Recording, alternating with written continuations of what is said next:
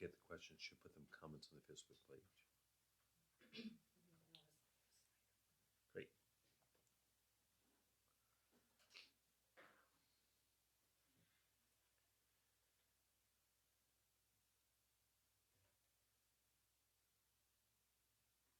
That was before.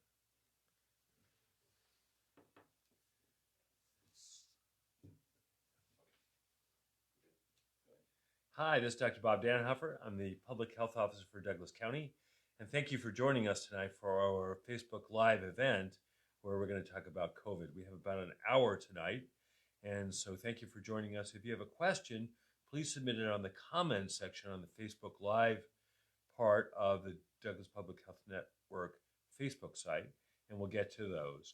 We have a few questions that we've gathered over the last week, and I'll start with those.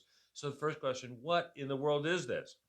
So COVID-19 is a new kind of infection that started late in 2019 in China, when they noticed that they were starting to have some cases of a really quite unusual pneumonia. By January, they recognized this was something new and were able to find the germ, which was a new coronavirus. Now, coronavirus has been with us for a long time. Coronaviruses live in people and animals and sometimes cross between people and animals. For many years, there have been 4 coronaviruses that have circulated throughout the world, and those coronaviruses are moderately infectious and cause typical colds, really nothing more than that. They very rarely cause pneumonia or anything else. So we as pediatricians know that we can usually deal with coronaviruses and we don't worry about them too much. But in 2002, a new coronavirus emerged also in China and caused a disease that we called SARS. This was a very serious lung disease that killed about 10% of the people who had it. This spread from China to a few places in the world, most notably Toronto.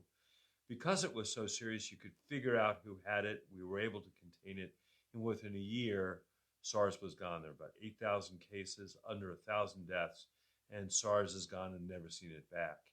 In the 2010s, there was another coronavirus called MERS, and MERS was circulated in the Middle East. We think it was brought from bats to camels to people. It did not circulate widely. It caused a lot of deaths. About a third of the time it caused death with that. And then for the last eight or so years, we had seen no coronaviruses other than the typical ones circulating. So in 2019, we started to see this. By January of 2020, we recognized that this new coronavirus was out there, and it was worrisome because it was both contagious and deadly. It started first in the city of Wuhan and then moved to the province around Wuhan. Now, Wuhan's a big city. It's a city of 11 million people. So think of a city as big as Los Angeles and New York combined. So that's a pretty darn big city. And they had a big outbreak. So they wound up with about 80,000 cases and over 2,500 deaths.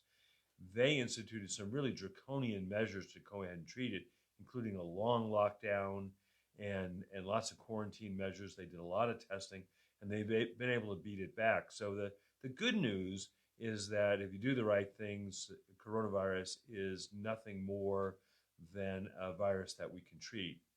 However, we do know that as China has gotten this under control, it has now spread really quickly in other countries.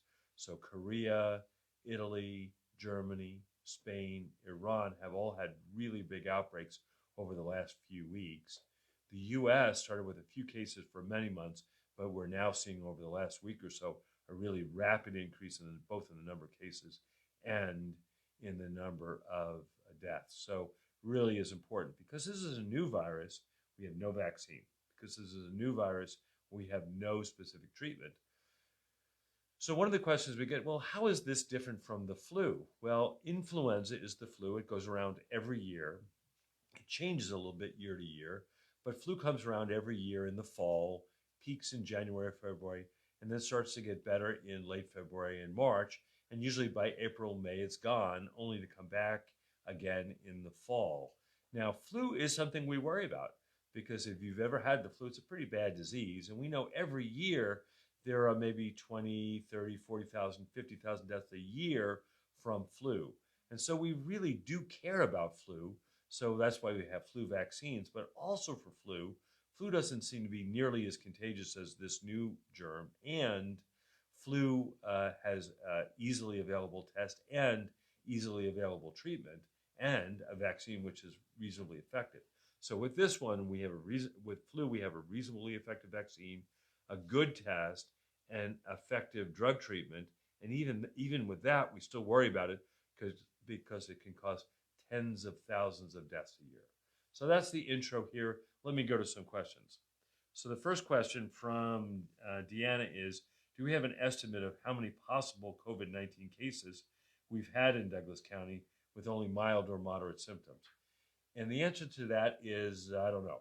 We've probably had dozens or scores of those kind of cases. So COVID is coronavirus or COVID-19, two different names for it, is a funny disease. We know that of every 100 people who get it, maybe 40 are totally without symptoms. About 40 have some mild symptoms where they have a cold and a cough, but really not enough to need hospitalization or anything serious. About 20% of the people are sick enough to require medical care. About 5% are sick enough to be in the ICU. And about somewhere between 1 to 3% of the people have it will die. So that doesn't sound so bad, but if we expand that to Douglas County and realize that nobody has immunity to it, a 1 to 3% death rate in Douglas County is pretty horrifying. And thus, we want to be really, really sure we get this under control. So how many cases of mild or moderate symptoms we have, really don't know, but I would guess it's probably dozens, maybe even up to 100. One of the other questions we've had is, are there any confirmed cases in Douglas County? Well, there's one presumptive case. This presumptive case had a positive test last Saturday. We sent this specimen to the CDC for confirmation and have not heard back from that. But the test in the state is a very good test, so we would expect that that presumptive case is a real case. What we've been asked a lot over the last weeks is this all a hoax? You know, it seems like people are getting really overwrought about a disease where many people will be asymptomatic or just have some mild symptoms. And while there has been some breathlessness here, which is probably a bit over the top, I think this is an important one, and this is one we do need to pay attention to, because the severity changes very markedly with age. Many diseases affect all age groups. So if you think of like pneumonia, babies get it, teens get it, adults get it, seniors get it. If we think of other childhood diseases, mostly in children and less in adults, this is an unusual one. There are almost no deaths among kids, only a handful of deaths in people in their teens, and then the death rate slowly climbs. So by the time you get to be in the 60s, as I am now, it's got a death rate of 4%. And then by the time you get to be 80, it's got a death rate of 15%. There's no other disease we have out there that has those death rates for seniors. And so those death rates for seniors are really a concern. I mean, I think we're a society that respects our elders, and I think to have this high death rate among our parents or our grandparents really is horrifying. See another question here. So what are the symptoms of COVID-19?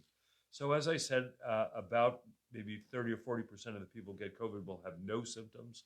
The typical symptoms of COVID are a dry, hacking cough, sore throat, muscle aches, sort of feel like you got run over by a bus.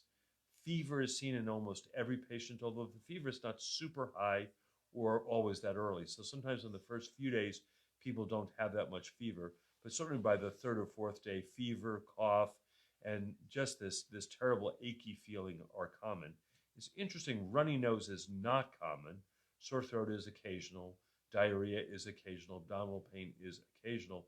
But really, it's that dry cough, fever, and then towards the end, shortness of breath. But the shortness of breath doesn't develop early. The shortness of breath usually develops in the second week of the illness. So this is an illness which is different from the regular cold, because most of us had a cold. We feel kind of crummy for a day or two and then start feeling better. But with this, people have a cold for a day or two, and then by the third or fourth day feel worse. The fifth or sixth day where they feel even worse still. The disease usually peaks between the 7th and 12th day, and then for people who are going to get better, they get better. However, the peak death time is about the 12th day of symptoms. So it really progresses relatively slowly but relentlessly. And this is one of the ways we might help to separate it from some of those other mild illnesses, because in COVID, you're not feeling better in a week, whereas with most other diseases you are. So I have one of the questions, the biggest question we've had is there testing available, and where is there testing? This is a complicated answer, and it's a complicated answer because we've heard a lot about it, some of which has been not exactly right. So the testing for COVID, there are two types of testing. The first type of testing is the testing that was developed by the Centers for Disease Control. This testing was developed relatively early on. It's a very complicated test that requires multiple stages of extracting the RNA and multiple other reagent steps along the way, and then you get an answer. It's very accurate. So if that test is positive, you have it. But because it's hard to do, and because there are a limited number of test kits from the CDC, we can't do that many tests. So the state lab does these, but they can only test 40 or 50 people a day because the test is so complicated to do and because of the limited reagents. So right now, we're limiting that CDC test to people who have had contact with a case, traveled to an area where there are a lot of cases and now have symptoms, or people who are sick enough to be hospitalized. And so those are the kind of CDC tests that we're doing. The other kind of testing is testing that's done through commercial labs. And this has just come online within the last week. There are numerous issues with those tests. They're not done locally. There's a complicated collection process. We only learned yesterday what the tests were going to cost. And even those tests have limited numbers of tests available. Now, there was a press conference today, and the president promised that we'd have a lot of tests available by next week, and that's what we're hoping for. But right now, there's really not widespread testing available. There are a couple of clinics in town that might be doing a few, but in general, widespread testing is not available. That's a good question, and I hope the next time we do this, maybe next week or so, I have much better news for you about where and when testing can be available. Now, testing is going to be really important to figure out who has this and who doesn't, because many of these respiratory symptoms can look like other things. I mean, bronchitis has been around for a long time, and a lot of us who've had bronchitis have cough and a little bit of fever, and it's really hard to know how many of the people who have cough and fever just have bronchitis and how many have COVID, and that's why we're going to need testing. So testing will be really important for when we get it. Then we'll be able to tell who has it, then we'll be able to tell who needs quarantine, and then we'll be able to get this thing under control. So the next time we do this, I hope I have a much better answer for you. So keep questions. The way to do questions is to put the questions in the comment section of our Facebook Live site on the Douglas Public Health Network. So presumably, if you're watching this, you know where it is. So please ask those questions. If not, I'll just go with the other questions we've got. The question says, if I'm sick, what can I do? And my answer is, if you're sick, what you should do is you should call your doctor. Whether or not this is COVID or a cold or bronchitis, the treatment is going to be about the same. And so knowing specifically whether it's COVID or not doesn't really help your doctor that much, because what your doctor is going to do is going to be based on your symptoms rather than on the specific diagnosis. So if you're sick with something, call your doctor and see what they're going to do. Now, most doctors will say, if you've got a little bit of cough and a little bit of fever, the best thing to do is ride it out at home. You really don't need to go to the doctor the first or second or third day you cough. But if this cough lingers, if you're starting to feel really bad, certainly if you're short of breath, you should call your doctor. One of the questions we have is, I've got a lot of questions about this COVID stuff, and I'm not sure where to get good information from that. So I'm pleased to announce that we've been working with other health clinics in the community, and we have set up a hotline that's open from 8 a.m. to 8 p.m. We hope every night. We're depending all on volunteers for this, and so that we have it staffed for the next couple of days, and we hope we can continue to staff it. That number is 541-464-6550. That's 541-464-6550. And when you call that number, we have call screeners, we have nurses and physicians who are there who can answer your questions. We've gathered data from all the best sites in the world: World Health Organization, CDC, Oregon Health Authority, the AMA. And so they have all that question there. So there's almost no question there you can have that will stump them. So give them a call. So this question is, can you tell us about the call center that Douglas Public Health Network set up? I just did. So again, they're open 8 a.m. to 7:30 p.m. So 8 a.m. to 7:30 p.m. They're open right now. So if you want to give them a call and say hello, it's 541-464-6550. So give them a call. So another popular question is, why won't you tell us who it is that has the case and where they visited or that? And that is a great question. And it's a great question, and people can disagree about this. So let me tell you what the Oregon Health Authority has taken as policy and why they have done that. So the Oregon Health Authority policy on this is, when we have a positive case of any disease, be it COVID, measles, pertussis, or anything else, we're going to release the information that the public needs to know to make informed decisions, but no more than that. So, for example, when we had a measles outbreak in North Oregon, in Portland, in the Clark County area, we did release where the person lived and where they visited during the times that they were contagious, because if you'd visited in those areas and were not immunized, you could do something. You could go to your doctor, you get an immunization, and if you had symptoms suggestive of measles, what we wanted you to do was to stay away from the hospital, and so you'd know. And so we would release any information that would help you to know what to do. In this Oregon COVID thing, in two cases, it was important, I think, to know where the person worked.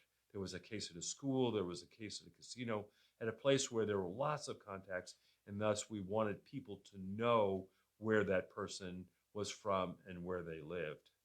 When we have a case, we do an extensive interview, and it's really an extensive interview. We figure out every place the person has been over the potential infectious period and all the people they could have had exposures to. And all those people that have exposures, we tell them that they had an exposure, and then they become what we call a person under monitoring. We have them stay home. We monitor their temperature. We check to be sure that they're not getting sick. If they get sick, we be sure that they get tested. And so, if you were contacted one of the cases, we've called you. And if we haven't called you, you weren't in contact with one of the cases. Knowing where they live, whether they live in 100 yards away from you, 10 miles away from you, or 100 miles away from you, makes no difference. Because if they live 100 yards away from you and you are in a direct contact, you're at no increased risk. And if they live 100 miles away from you, you're still at no increased risk. But everybody's at risk, because I said in one of the earlier questions, we think there are dozens or maybe even 100 of these cases in the community. So everybody has to act as if that they may have been exposed. And so that's why we don't release it. And I know this is very controversial, and I'm sure the comment section will blow up. And I know there are different places that do different things. But I will tell you, one of the things that we really don't want to do is discourage people from talking with us. So if people think, well, if I tell them where I've been or where I've gone, then maybe people will be mad at me, then that is going to absolutely impair our ability to do these investigations. So we really value people's privacy. We really want them to talk to us when they're a case. So for that reason, we don't release that. And I know people will disagree, and so send it on Facebook, and we can chat on Facebook, but we do follow that policy. And the other question is about school closures. So schools closed. I think we're done for the next 2 weeks. And the question is, do I see schools opening again in 2 weeks? So Donna sent in this question. Thank you for that question. I don't know. So when I look at other areas that have had outbreaks, the outbreaks have lasted far more than 2 weeks. So we look at Korea, Italy, and China, the outbreaks have lasted far more than 2 weeks. We're going to reconsider this again the state's going to reconsider this during spring break week. And I don't know. It's possible we get lucky. The weather is getting warmer. It is possible that we won't see the huge rises that they saw in other countries, in which case schools could open. And that's why they didn't close them for the rest of the year. But looking at the other countries, this may well last more than 2 weeks. So these closures may well last more than 2 weeks. People ask, why didn't we close schools first? That's a good question. So when we look at gatherings, School is a gathering where the same 20 kids kind of get together, 20 or 30 kids get together for a day, and especially in elementary school, they get together for a day and they're kind of with themselves. They may have a little bit of mixing with others, but they spend most of the day in the class with 20 other kids. Schools can exclude kids who are sick. Schools can go ahead and have them sit further apart. Schools can have hand washing facilities. And so schools are not really the high risk for spread. The really high risk for spread are like big ball games. So you imagine, I've been to a few Blazers games, and you wait in line, you're crowded in with people, you wait in long lines at the concession stands, at the bathrooms, you mingle with people, and so you have tremendous amount of contacts with other people. There's no way to exclude sick people. There could be somebody in there coughing and sneezing, and I don't think any usher is going to ask them to leave. And if somebody got sick near you, you'd have no idea who that person was or how to track what's going on. In addition to the game, hopefully we're yelling and screaming when the Blazers are winning, and that yelling and screaming generates little droplets, and those little droplets are really infectious. And then when you get to these games, those seats are close together, so right in your section there, you're around lots of people. So ball games are really high-risk activities. And it really did make sense to cancel a lower risk activity like schools while we're still doing the high-risk things. So I really applaud the NBA for doing the right thing and canceling the season. Once they did that, as you could see, the rest of the sports leagues canceled very quickly. NCAA canceled very quickly. Colleges canceled very quickly. And that let us open then to cancel even small gatherings and to canceling schools. So again, I applaud the NBA, and when they're back, I'm going to buy a season ticket. So the question is, are you seeing shortages on the medical side of face mask, sanitizers, alcohol as we're seeing in stores? And the answer is yes, medical clinics are seeing shortages. Now, medical clinics typically buy a little bit in advance, so we have a little bit of stores on this stuff, but we generally like to try to shop locally. So for Purell and isopropyl alcohol, we frequently go to local stores to get that stuff. And now with the run on stores, it's going to be hard to replenish our stocks when they get low, because it's not just low in Costco, it's low everywhere. Face masks have been an especial problem because this country is not big on wearing face masks until the last month or so. And so there weren't that many face masks around in stores. In China and in Japan, face masks are part of daily life. And so for many years, even way before coronavirus, face masks were a thing in Japan. And so that there are fashionable masks and designer masks and whatever. So masks were a big thing. In the United States, not so much. So we didn't have very many there. And then when there was a run on masks, we're basically out of masks. And I think masks are going to be a big issue. Most of the masks that we get are made in China. And right now, China is keeping all the masks they make for themselves. So we're really going to see a shortage. So I think most places have enough masks for today, but we're really seeing that if this coronavirus or COVID-19 really accelerates, that many places will run out. So for example, one of the clinics we talked to said their dental department had 2 weeks of supplies on hand. And so they could go ahead and do it over the next 2 weeks.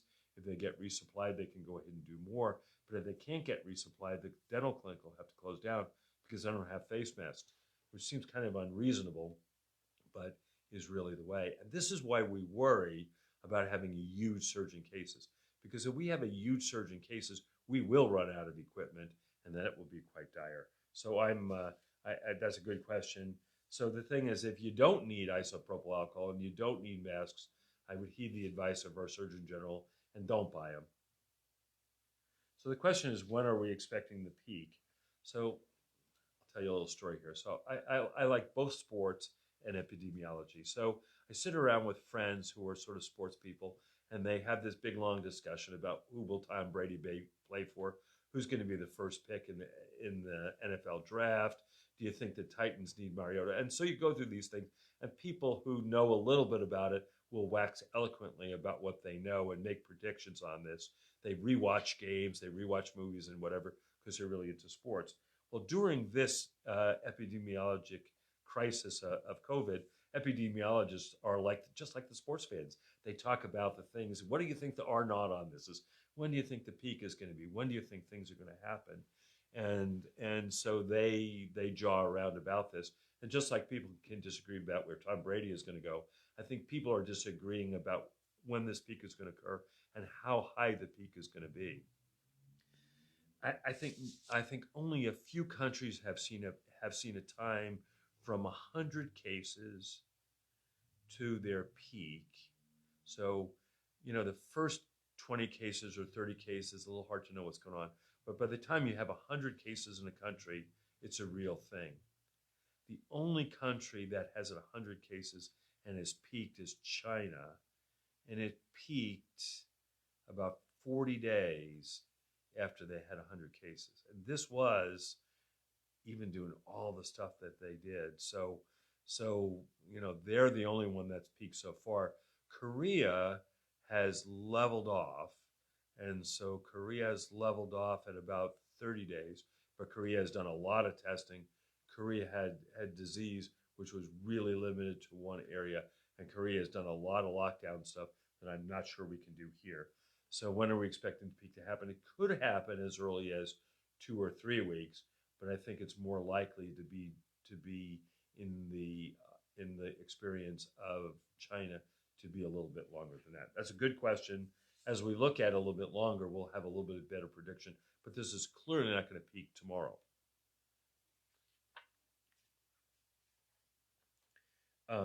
So how about this one here? So what's social distancing? Lisa asked this question. So what is social distancing? Social distancing is limiting the number of people you are within 6 feet of. So you don't have to be hundreds of miles away, but once you get past 6 feet, you pretty much are not going to get the disease from somebody who's 6 feet away. So what we're asking is to limit the number of people who you come within 6 feet of. So you can imagine the Blazers game we just talked about. The number is thousands, right? All those people you wait with in line, all those people you wait for the bathroom, all those people you're sitting around in the arena. It's probably thousands of people who are within 6 feet. If you travel, as I do frequently, to the East Coast and take several flights, all those airports, all those planes, all those changes have you lots of things. So in those cases, there is not much social distancing. But the social distancing is like what we're doing right here. So, we have a couple of people in the room helping me here. They're all at least 6 feet away, so they're socially distanced from me. And it's unlikely if I'm coming down with it or they're coming down with it, they're going to give it to me. And so social distancing means just increase the space between you. So if you think that everybody had their arms out to the side and twirled around, the story was if you touch somebody else, you're within their social sphere. If you didn't touch them, then you're okay. And I could do this right now and I wouldn't touch anybody. So this is good social distancing. So I had a call today from somebody who ran a theater, and they said, "Oh my goodness, I don't want to close our theater, but what could we do for social distancing?" I said, "Well, during this time, people may not be that happy to come to the theater, but if what you did is you asked people to sit in every other row and at least 4 seats apart, you would be doing very reasonable social distancing, and you could still presumably then have your theater." Now, if we had a blockbuster and everybody's crowded together, you couldn't do that social distancing. So there are some things you can do for social distancing. I talked to a business owner today who ran a site, and their social distancing policy is going to be that they're going to do things telehealth or telecommuting as best as they can. So people can work at home. And for people who are going to work there, they're going to spread them apart so that instead of having, these big areas where everybody's sitting together at a table, they're going to have 1 or 2 people at a table, so they'll be so far apart. So that's what social distancing means. It doesn't mean you have to be a hermit, but it also means that you probably shouldn't go to a really closed activity sometime in the next few weeks. So, so why do you think it's not affecting children like it has an adult? And do you think that they could be carriers and give it to others? To elders, and I think that they really probably can give it to others and give it to elders, and that's why we want to be sure that that we kind of separate our elders so that they're not getting this infection from others. Because remember, there are a lot of people who are asymptomatic or pre-symptomatic who might be able to give this disease. So the best thing for seniors to do is to keep them apart. So why don't I think it's affecting kids? This is going to be just like we wonder, how did Tom Brady get so good? We're going to debate this for years about why it's not affecting kids as much as adults.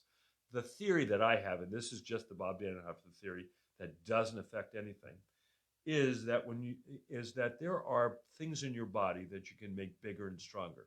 You can make your muscles bigger and stronger. You can make your heart bigger and stronger.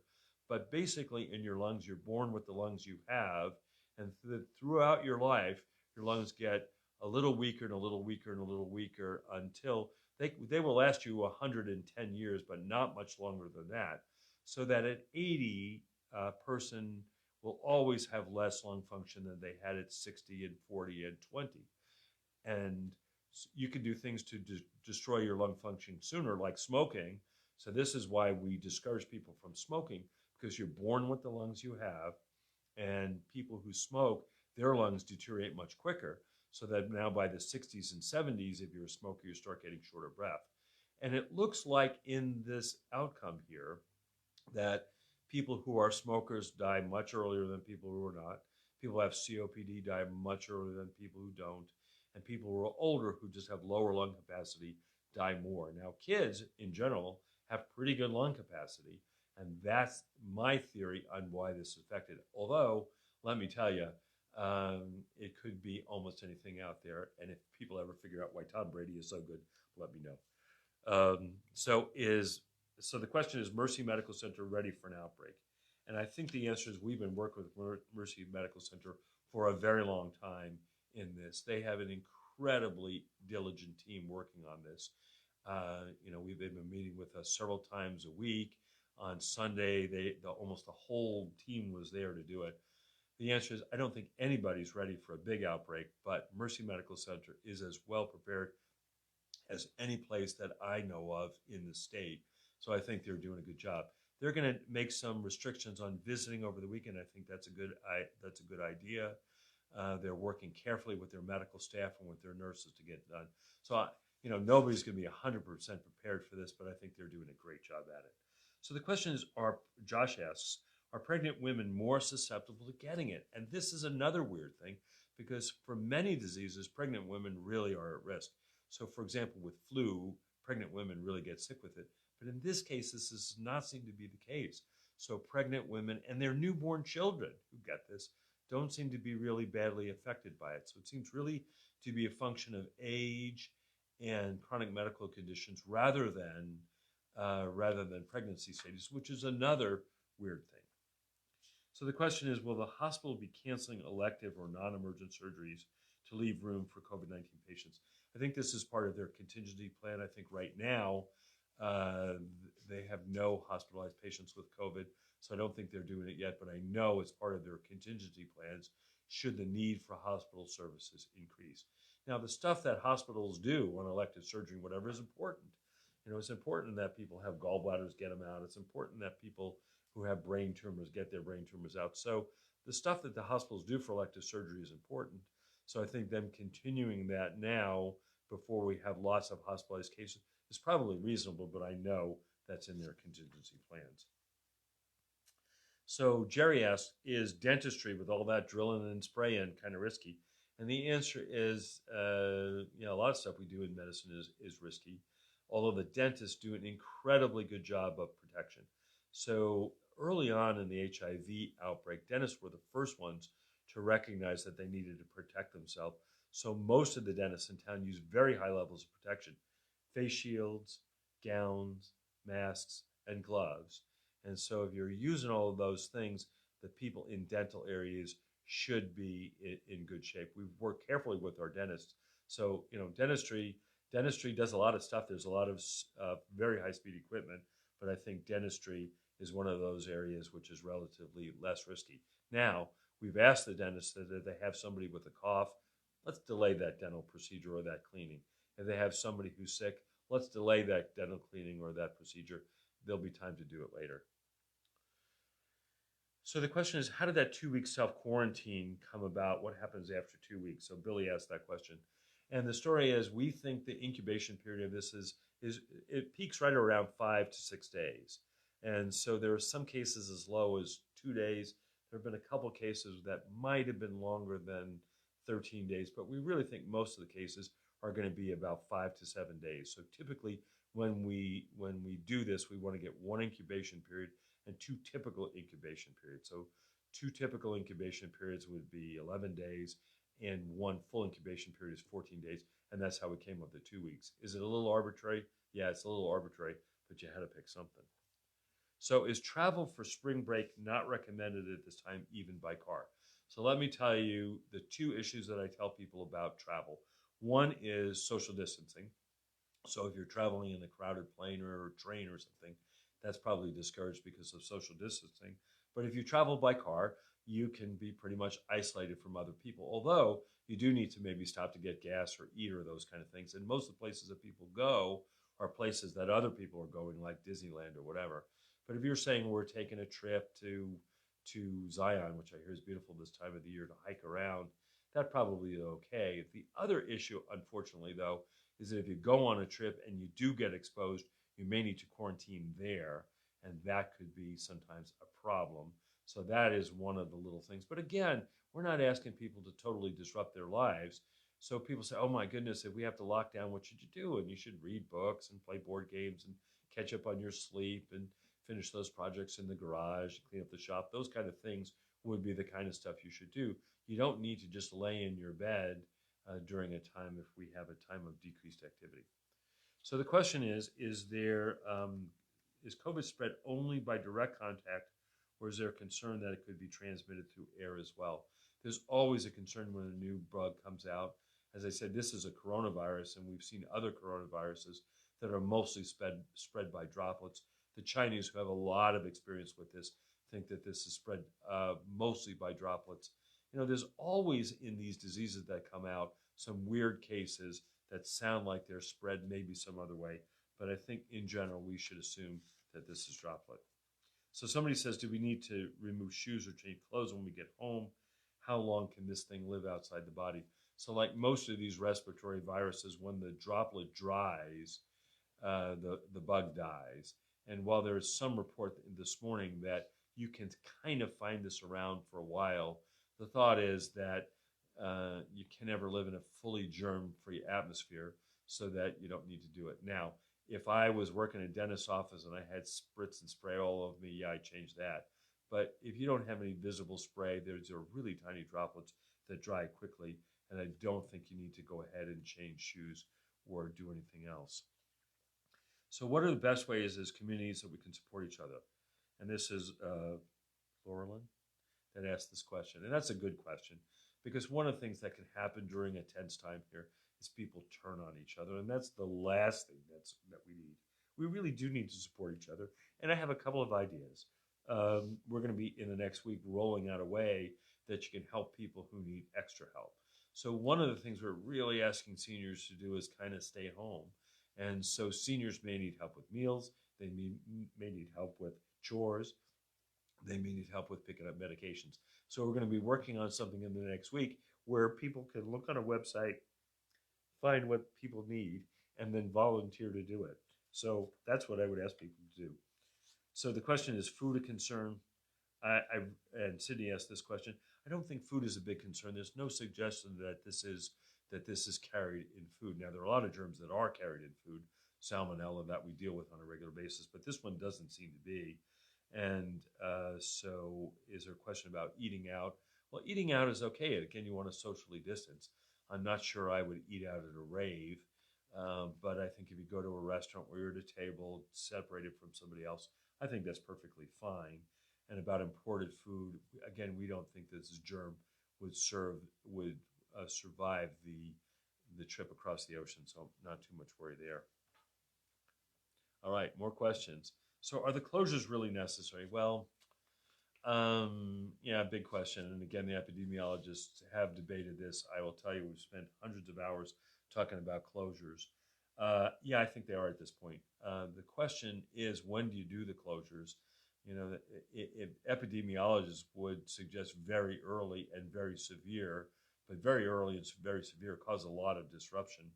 I think the closures that we're doing now are well-timed and just the right thing to do. I think if we'd done them 2 weeks ago, you couldn't have gotten much buy-in to do it. So again, I applaud the NBA for having the courage, because once they did it, others could do it. So I think these closures are necessary. I think they're reasonable. Um, when we look at this in the end, will people maybe disagree or find data that it was wrong? They may well. But one of the things I hope that we learn from this is what's the best time and the best kind of closures to do, and when is it? Because this is not the last pandemic we'll see. Germs will continue to jump from people to humans, and with travel the way it is now, we are going to see pandemics. So we hope from to learn from this pandemic what kind of closures are done best. Sarah asked a question. Could this have been the bad virus we were seeing over the last few months, but now there's more awareness? And this is from Sarah. Sarah, that is a great question, and I don't know the answer to that. I think probably not. They did this very elegant study in China and then repeated it at the University of Washington that looks at the genetic variation of this. So if you think of doing something where you took an original painting and then you had 10 people copy it, and then another 10 people copy the 10 copies that the first people made, you'd start to see errors creep in to that painting or that work of art. And by the time you got multiple generations out, it would be a little different from the first one. And you could tell by the changes in there how long it had been since the original. And so they think they found the original patient this week. And when they look at the genetic sequence, it looks like it doesn't go back in China any earlier than November. And it doesn't look like it goes back in the US any earlier than January. Now, there were some really sick people in January, and some of these may have it. And we're going to know this because in the next few months, they'll come up with an antibody test.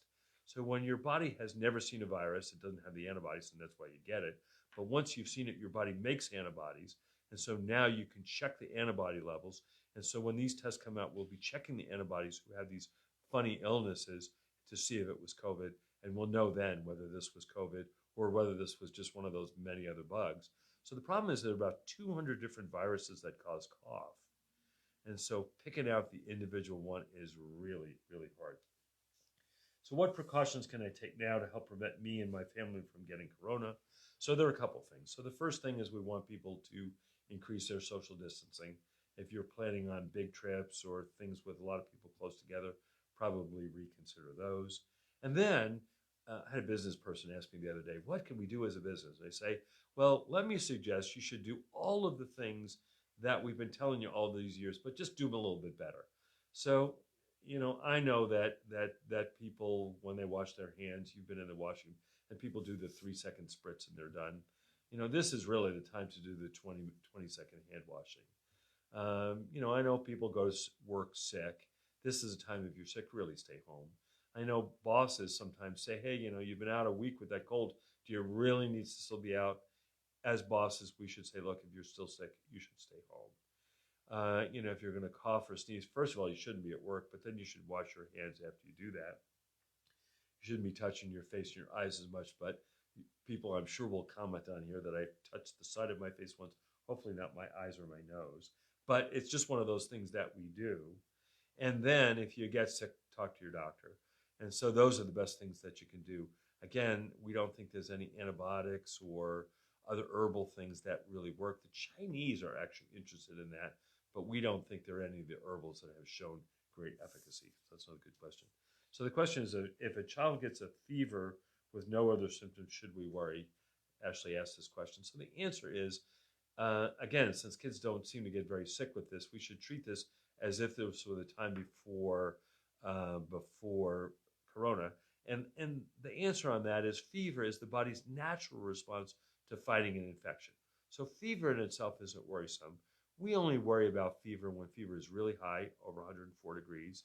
We worry about fever is high and the kids are acting not right. That worries us. We worry about fever if they have fever and a specific symptom like an earache, bad sore throat, or trouble peeing. And we worry about fever that lasts more than 3 days. So the recommendations for fever in kids haven't changed.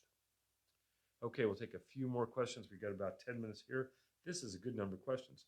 So is everyone who presents with symptoms being shared and reported with the public, or only those that are positive with tests in the county? And the answer is we are only doing those who have positive tests.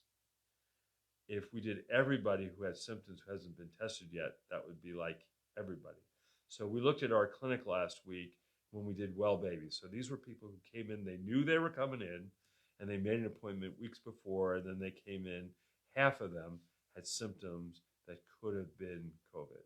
And so there's just way too many people out there with cold symptoms and intermittent fever to know and do that tracing. Now, I will tell you what happened in China when they did this long lockdown. They were then able to stop so much of the other junk from spreading that if you had something, it was much more likely to be COVID. They then did the test, and that's how they got it under control. But while people are still moving around and walking around and getting colds, we're not going to be able to do it except for the people who have positive tests. So the question Leslie asked, could you have COVID-19 and no fever? Apparently, yes.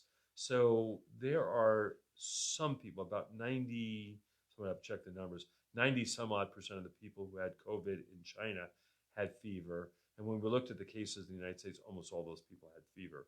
However, the very first case in the United States that we know of didn't have fever in the first couple of days. He did have fever later on. So I think the story is, could you have with no fever? I guess, but we would think most people would have fever. It's the most common symptom. And the fever, but the fever may not come on initially. The other thing we note is that seniors don't make really high fevers. So, kids make those big 103, 104, 105 temps. Seniors make 100 or 100 and a half. So in seniors, temperatures are a little bit hard to know. That's a good question. Rufus asks, do we know if COVID-19 spreads faster than the seasonal flu? If not, any thoughts on why don't we quarantine this degree of the seasonal flu? So it spreads much faster than the seasonal flu. So when we look at the curve for flu in Oregon, we look at that curve every year. So as we're flu nerds, so we look at that, and it goes from 3 cases to 6 cases to 12 cases to 20 cases, and then goes on, and then goes away. This absolutely spikes up. So this is much more contagious than the seasonal flu, and that's why we don't quarantine for the seasonal flu. This comes up so much faster and is so much more deadly. So, when people ask what's the short on this, much more infectious, much more deadly than the flu, and that's why we worry. But we do worry about the flu. So I know I bore people. I probably was, 12 times in the newspaper telling people to get their flu shots, telling people how to protect against the flu. I see people every day, and I talk about getting the flu shots. And so we do worry about the flu. But remember, with the flu, there's a vaccine. With the flu, there's a test. With the flu, there's treatment. None of those things exist. So that's a good question. So I have 4 more, and then I think we got it. So what percentage of Douglas County do you think will wind up with coronavirus by the time it has run its course? So Ricky asked that question. We do not know the answer. I do know a couple of things. So, for example, on the Diamond Princess, that ship, about 15% of the people got it, despite the fact that they did pretty good quarantine. In Wuhan, they kept it at less than 10% of the population getting the virus, but again, that was with a lot of stuff. There was a closed psychiatric ward in Korea. 97% of the people got it. So it's somewhere between a few percent and 97%, which is a lot. I think probably the best thought is that it's going to wind up about 20% of the people getting it. So is the virus expected to come back in the fall? Well, come back in the fall would suggest it's going to go away in the spring, and I don't know if it's going to go away in the spring. If it does go away in the spring, it's very likely to come back in the fall. If it doesn't go away in the spring, it's likely to continue. I don't know. Flu usually goes away around this time of the year, but what we've seen is that in the temperate countries where flu is usually really rapidly falling in March, as it is in the U.S., this virus is taking off. So it's a little less hopeful that this is going to follow the flu pattern of going away when the weather gets warmer. The other reason I don't think that is that when there's a flu outbreak in the winter, it almost never affects the southern hemisphere, which is the summer. And this has affected the southern hemisphere, most notably Australia, where I guess Tom Hanks got it. So if we have an employee with a positive test, what actions do we take to minimize transmission? So again, there are no employees in Douglas County have a positive test. If you do have an employee with a positive test, this is where public health comes in, and we'll be all over you with what you need to do. Since we can't buy hand sanitizer at the store, does rubbing alcohol have to be mixed with aloe vera gel to be effective? So isopropyl alcohol works, but if you've ever used it, it stings, and once you use it for the second or third time, your hands will not like you. And so isopropyl alcohol mixed with aloe vera gel is perhaps effective, but not great. We just recommend soap and water. Soap and water really does work, so we would say soap and water is the way to go. Okay. We have 10 more minutes. Okay, so let me go through some things that I want to go through. And one of those is, I want to repeat the number for the hotline, 541-464-6550, open for the next couple of days from 8 in the morning till 7:30 at night, staffed by incredible volunteers in the community. Tear me up a little bit. So, and the testing update. So again, testing is the big question. Again, there's the CDC testing where we're doing for those a limited number of tests for high-risk people at the state. Testing otherwise is perhaps available through commercial labs, but there have been very, very few tests done, and we're working really hard to come up with a testing strategy. So if you want updates, every day we're going to put out a press release jointly with the county. You can find this at douglaspublichealthnetwork.org. Big long thing. We'll have video updates each day. We'll try and handle a new FAQ, although I will tell you I did some FAQs just yesterday, and by this morning they were out of date. So things happen very quickly. We'll try and keep this stuff updated as possible. We have an incredible staff who's working long hours to get this done, and we'll try and get as much information as we receive. We'd ask you to be a little gentle with us because this is the first pandemic we've dealt with. So any last questions? Looks like we've been through the list here, so thank you very much for joining us. We'll try and do this again soon. Again, this is Dr. Bob Dannenhofer, the Public Health Officer for Douglas County, answering your questions on Facebook Live. Again, the number for our hotline, 541-464-6550 until 7:30 tonight. Thank you.